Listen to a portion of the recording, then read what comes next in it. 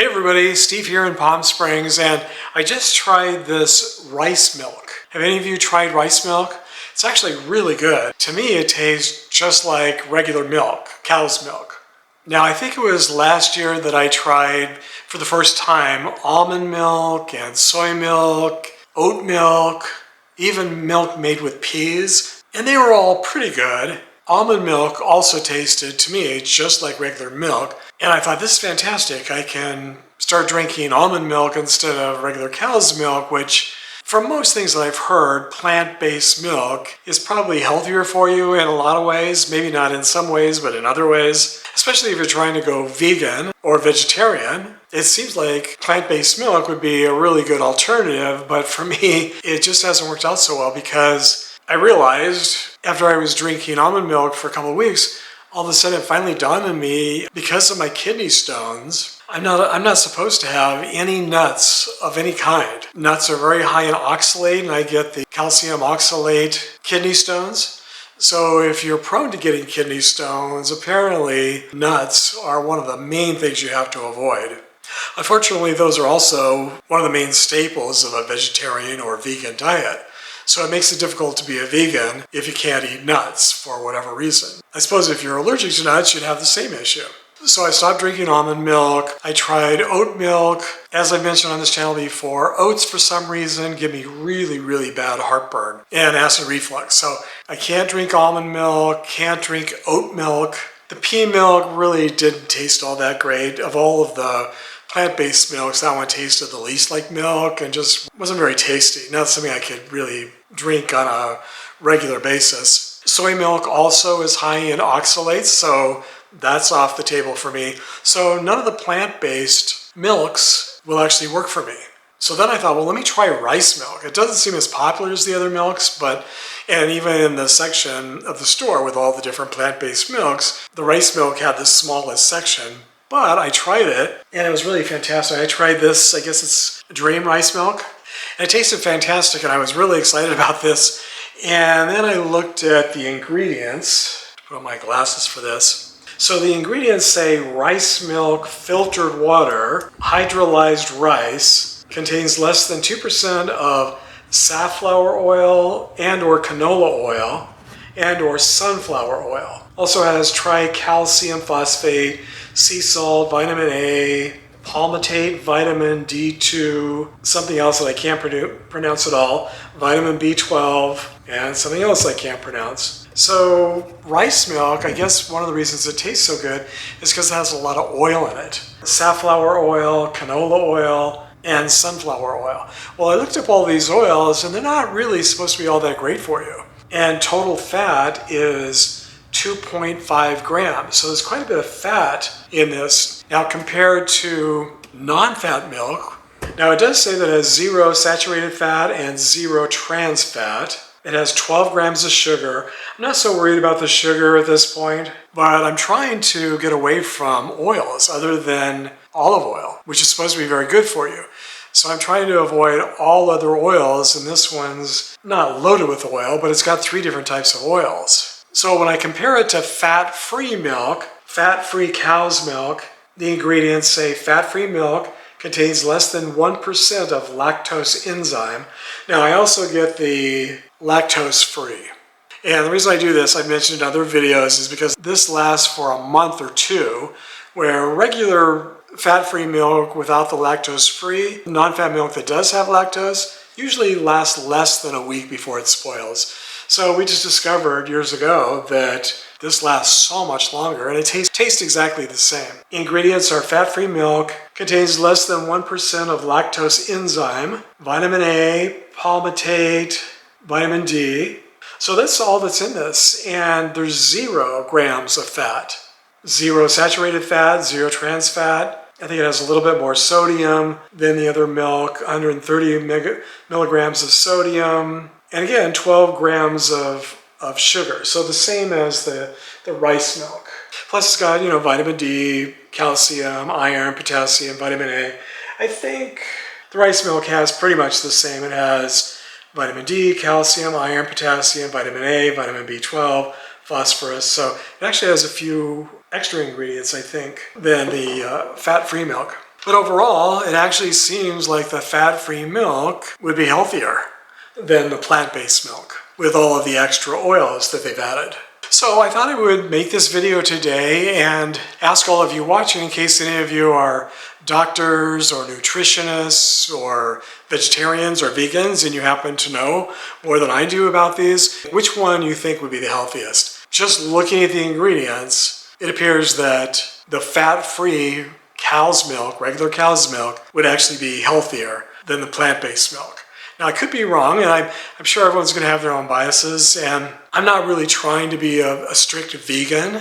There's such a thing as a lacto-ovo-vegetarian. Lacto-ovo-vegetarians can still have dairy products. You're not killing any animals to drink the milk, and you can still have eggs. I've never really cared that much for eggs, and I don't want to have any eggs anymore. I no longer eat any kind of meat, any beef or chicken or fish or turkey or any meat at all, and I'm perfectly happy with that. I can get all of the nutrients and vitamins and minerals that I need from plant-based foods. So I'm going totally vegetarian, and I won't be eating eggs, but I don't want to be so strict where vegans are extremely strict. In fact, I heard the other day that vegans are not allowed to eat honey because honeybees are abused by the honeybee industry or something. And I just thought, for me, that just is a little too far out there. I'm happy to not eat meat, especially since it means not being cruel to animals. That's fine. I totally agree with that. But for me, I'm doing it for health reasons, but that's just an extra bonus. But I'm not going to go so extreme that I don't eat honey. And if you're wondering why I drink milk at all, it's because in the morning I like to have cereal. It's very healthy, low calories, doesn't give me heartburn. A small bowl of healthy cereal with a cut up banana and maybe some raisins and a little bit of milk, that seems to be a pretty good breakfast for me. Maybe 500 calories or so. So not a lot of calories, not a lot of sugar, other than maybe the natural sugar from the milk and the raisins and the fruit. But I'm okay with that. I'm not trying to completely go off sugar. Sugar has been a problem for me in the past. I definitely have had a sweet tooth. So I've cut down, I would say, probably 80 to 90% of my sugar intake. So I'm okay with having, 10 to 20% sugar in my diet. And I'm perfectly happy having a cup or two of milk in my cereal every morning. At least at this point. Who knows? Maybe I will eventually get to the point where I'll be a full vegan. But at this point, I'm not ready to get that extreme. I'm okay with just being a vegetarian, and if I happen to eat something that has eggs in it once in a while, I'm okay with that. And if I have a little milk, I'd prefer to have plant milk, but it just doesn't seem like it's any healthier than non-fat milk. I mean, there's no fat in it. And because of my heart issues that I had, I'm trying to get rid of the cholesterol and the fat, and non-fat milk achieves that. Whereas the plant-based milk doesn't really seem to achieve that. It adds a lot of oil, which I'm trying to avoid. Now, I have cut out all ice cream. So I've always had a very healthy diet. I eat beef maybe once or twice a year. Chicken I used to eat quite a bit. I would bake chicken and put it in my salads. I would cut up and put it in my salads. I did that for quite a few years, so I thought that was pretty healthy, but maybe not so much. I don't know. So I no longer have any meat at all in my diet. So I've eliminated that, and since I've been in the hospital, I've been out for about a month and I was in for a week. So for the last 5 weeks or so, I haven't had any ice cream, and I don't plan to ever have ice cream again. I've gone cold turkey, and I just want to eliminate all of that really high fat milk in my diet and cream in my diet. No butter, nothing like that. The only oil I get now is olive oil, which, like I say, is supposed to be good for you. And it's one of the very few things that pretty much everybody online agrees with, that olive oil is good for you. Everything else, it seems like 50% of the people say it's the best thing that you could ever eat, and the other 50% of the people say it's the worst thing you could ever eat. And that pretty much applies to almost all foods, except for olive oil. Everyone seems to pretty much agree on that it's good for you. So I guess 6 months to a year from now, we'll do my blood work again. Well, actually, it'll be done in about 3 months, but I think 6 months to a year from now, I'll know if eliminating all of the fat, the animal fat, animal milk products from other than non-fat milk, from my diet, if that really does lower my cholesterol and improve my heart health. I'm not sure it will, because I have been eating pretty healthy over the years. Now I've gone to the extreme degree as far as being healthy.